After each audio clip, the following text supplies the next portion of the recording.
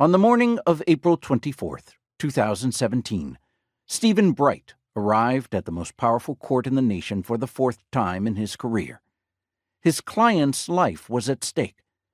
3 times before, Bright had argued in front of the U.S. Supreme Court, and all 3 times he had won. Could he pull it off one more time? We'll hear argument first this morning in Case 16-5294, McWilliams v. Dunn.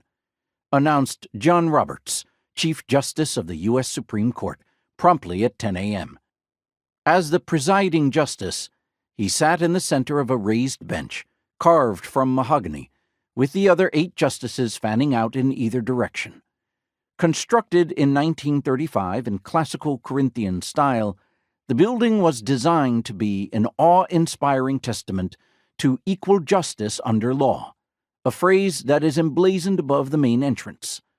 Bright, who represented James McWilliams, stood up and buttoned his jacket, one that he had picked out in a thrift store.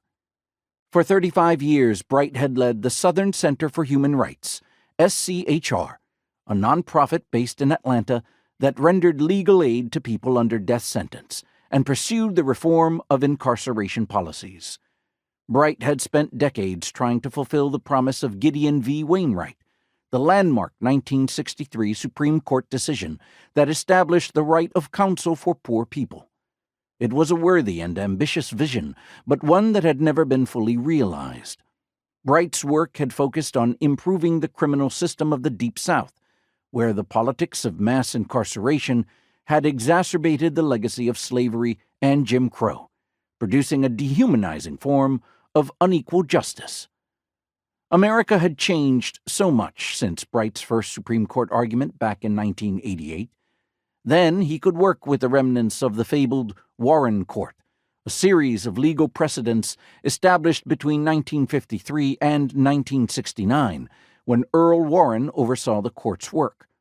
President Eisenhower appointed Warren, former Attorney General of California, to the court at a crucial historical juncture. His liberalism and statesmanship helped break a logjam over the constitutionality of racially segregated schools. With Warren at the helm, the High Court not only produced Brown v. Board of Education of Topeka and supervised the dismantling of legal apartheid, but also issued decisions protecting the right to vote and ensuring that people charged with a crime would be treated fairly.